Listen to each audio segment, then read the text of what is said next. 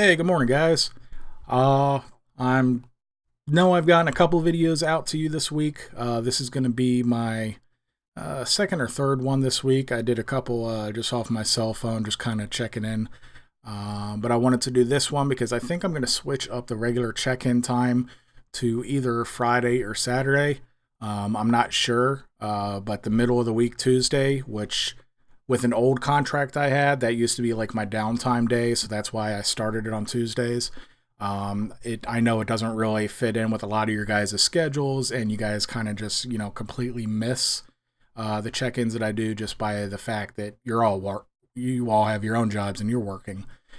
So I'm thinking of doing either like a Friday evening, Saturday morning check-in from now on, since the contracts I'm on right now are a lot looser, more looser in terms of my days and time and all that stuff. So that said, if you didn't notice, I did put out a initial kind of like limited release testing the waters of the installer for 1.7 beta.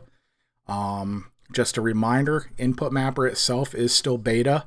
The installer is just to help us open it up to more people to hopefully find more problems that might not be as common with the couple regular guys that were helping me test it, stuff that they may not have noticed. So just because it's part of an installer now by any means does that not mean that it's like finished or this is the final version, or obviously not. There's still a few things in there that are placeholders.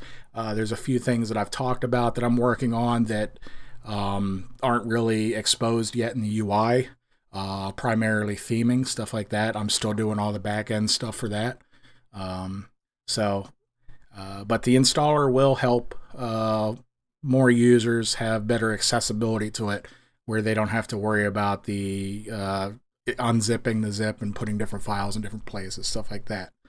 That said, VGEM, the primary output driver, is still PowerShell command driven. It does require you to manually enter those commands into PowerShell. Unfortunately, it doesn't look like, I haven't checked this morning, but as far as I know, Nefarious still hasn't been able to find the time to put out the installer that he's working on for those drivers. So right now they're still on the package repository. So, but the installer does detect if you select, which is selected by default to use the VGEM output driver, and it'll come up with a dialog box telling you that you got to put in these commands, and it'll give you a link to a really good tutorial that Benjamin has on his website telling you what commands to enter in, how to get to the PowerShell, yada, yada, yada. So, even if you're not, fully comfortable with the PowerShell and all that stuff, he did it in a way that's pretty clear that, even average users should be able to find their way through this. Most of the stuff in the installer is working. I did get notice from WireNut this morning, or rather last night, but I was only able to address it this morning, of a limited bug that seems to have appeared where one of the prerequisites wasn't installing on his machine.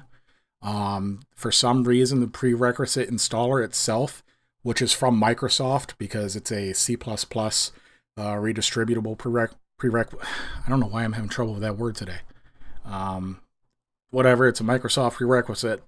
And for some reason, it was bombing out in the middle. But since it was installing in the background, it really wasn't giving a reason why it was bombing out. But he was able to go to the Microsoft website, download it, install it manually, and then the InputMapper installation ran fine. So I'm not sure what that's about, but what I did is I turned off the background install of those, so they won't install silently. Now, during the install, they'll just kind of pop up as separate installs and tell you, hey, you also need to install this. And then you got to click through their installer too. Little more of a hassle. But actually a lot of other programs do it this way too, for probably this exact reason. So if there is an issue with the sub package that's not necessarily related to InputMapper, so that you know what that issue is and you don't automatically assume it's the InputMapper installer bombing out. So I did that. I also just changed the installer to be multilingual. I just did that actually like 15 minutes ago. So if you have a non-English localization selected on your machine and you tried it prior, if you could try the new one again, re-download it, it's going to be the same version number because InputMapper itself hasn't changed, just the installer, so it keeps the same version number.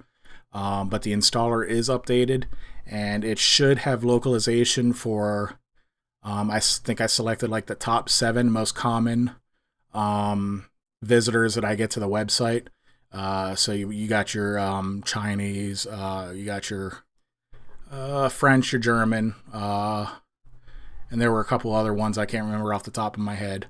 But yeah, those should be in there, and the installer itself should now be multilingual, which is important because obviously I've been pushing for InputMapper 1.7 itself to be able to help out with all these different languages as well. Because as it turns out, not all of our users are in the United States. So I want to be able to, cater to them the best that I can, being that I don't speak anything other than bad English. So that's about it for this week. I might still do a couple other off-the-cuff like check-ins or something, like just with my cell phone or something. I'm playing around with the format, seeing what works. Obviously, much better audio. I'm tweaking that, still playing with it, using a couple of I use OBS for my recordings for this just because it's also what I use for my streaming and all that stuff. But their new version has some really nice audio filters and all that, which should help clean up the audio. So if you guys have any comments on any of that stuff, let me know. But that's about it, guys. I hope you all have a good one. And if I don't talk to you sooner, I will see you all next Friday. Enjoy your weekend.